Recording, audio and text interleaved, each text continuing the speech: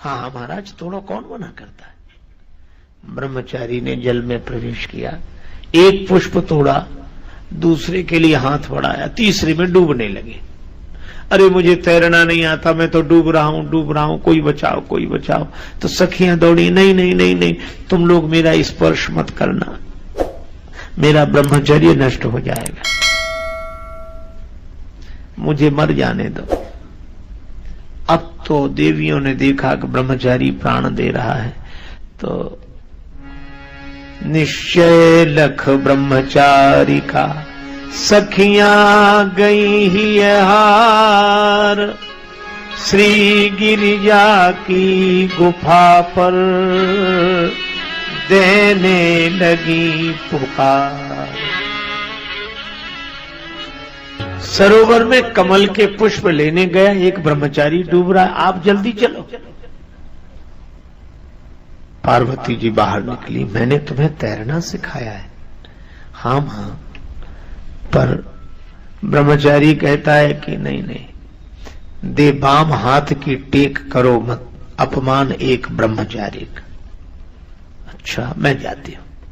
पार्वती जी गई, बायां हाथ आगे बढ़ाया। शंकर जी ने कहा कि डूब जाने दो, बायां हाथ आगे मत बढ़ाओ। दायां क्यों नहीं बढ़ाते? पार्वती जी ने कहा कि दायां हाथ तो मैं अपने पति के निमित्त अर्पित कर चुकी हूं। शंकर जी ने कहा तो जाओ, स्वार्थ देखो, फिर मुझे मरने दो, जाओ। अब पार्वती जी ने सोचा कि मैं करूं क्या। अंत में निश्चय किया, भगवान शंकर परमार्थ के लिए गंगा जी को सिर पर रखते हैं, परमार्थ के लिए सर्पों को गले का आभूषण बना के रखते हैं, और मैं स्वार्थ में इतनी अंधी हो जाऊं। निश्चय कर लिया, लो ब्रह्मचारी हाथ बढ़ाओ। दायां हाथ आगे बढ़ाया, ब्रह्मचारी ने हाथ पकड़ लिया, बाहर निकाल लाई। सखियों से कहा चिता बनाओ, मैं जलकर भस्म होऊंगी। अब सखियां बहुत दुखी, भस्म न हो मां। अब शंकर जी देख रहे, सखियां आंसू बहा रही हैं, एक एक लकड़ी लगा रही हैं, चिता बना रही। शंकर जी ने कहा कि देवी ऐसा काहे को कर रही हो, अगले जन्म में भी कुछ ऐसी घटना घट गई तब। पार्वती जी ने कहा कि फिर उस ब्रह्मचारी को बचाऊंगी और अपने प्राण दूंगी, उससे अगले जन्म में वैसे ही करूंगी। कब तक? जन्म कोटि लगी रगर हमारी, 1 करोड़ जन्म तक मेरा यह निश्चय है।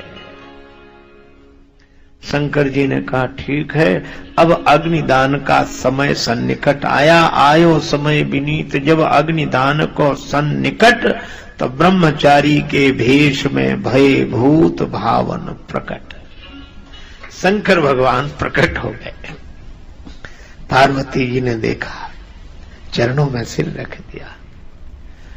भगवान शिव को देखकर आनंदित हो गई पार्वती जी। शिव जी ने मुस्कुराकर कहा, पानी ग्रहण तो पानी में ही हो गया, पानी ग्रहण तो पानी में ही हो गया, रही विधि वह भी समय आने पर पूरी हो जाएगी। शंकर जी ने स्वयं परीक्षा लेकर आश्वस्त किया माता पार्वती जी को, और शिव जी अपने स्थान पर आ गए।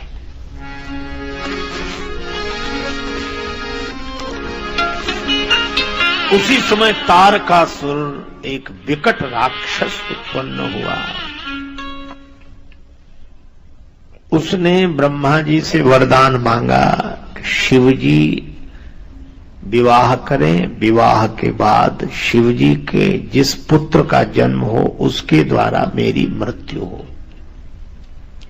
और भगवान शंकर की क्या दशा, जब से सती जी की परीक्षा ली सप्तऋषियों के द्वारा और स्वयं अपने द्वारा भी, तब से शिव जी आनंद में रहने लगे। भये मगन शिव सुनत सनेहा, हरस सप्तऋषि गवने गेहा। अब शंकर जी बार बार सती जी का चिंतन करें, लेकिन यहां एक बहुत सुंदर बात है। भगवान शिव राम जी का चिंतन करते हैं। अच्छा देखो, एक अद्भुत बात है। सुजान शब्द आया है, मन थिर करि तब शंभु सुजाना, लगे करन रघुनायक ध्याना। और पहले भी, जब ते सती जाए तनु त्यागा, तब ते शिवमन भयउ विरागा। यद्यपि अकाम तदपि भगवाना, भगत विरह दुख दुखित सुजाना। सुजान तब भी है और सुजान अब भी है। तो सुजान का काम क्या है? यथा सुअंजन अंज दृग साधक सिद्ध सुजान, कौतुक देखत शैल बन भूतल भूर निधान।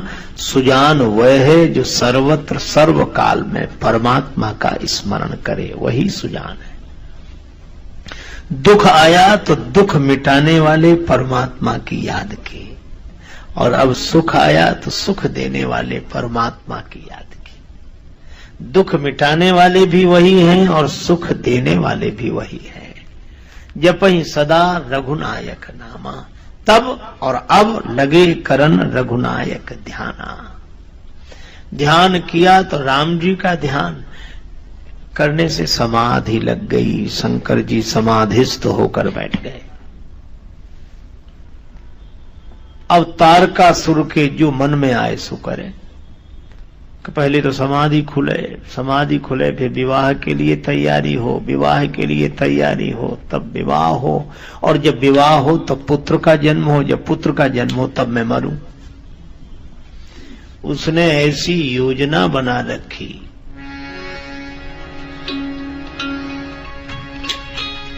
कि उसका मरण ही न हो।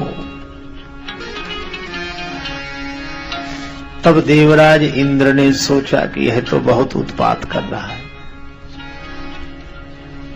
तब देवराज इंद्र ने सब समाज बुलाया, तारकासुर से कैसे बचा जाए। सबने सलाह दी, पठ बहु काम जाई शिव पाही, पठ बहु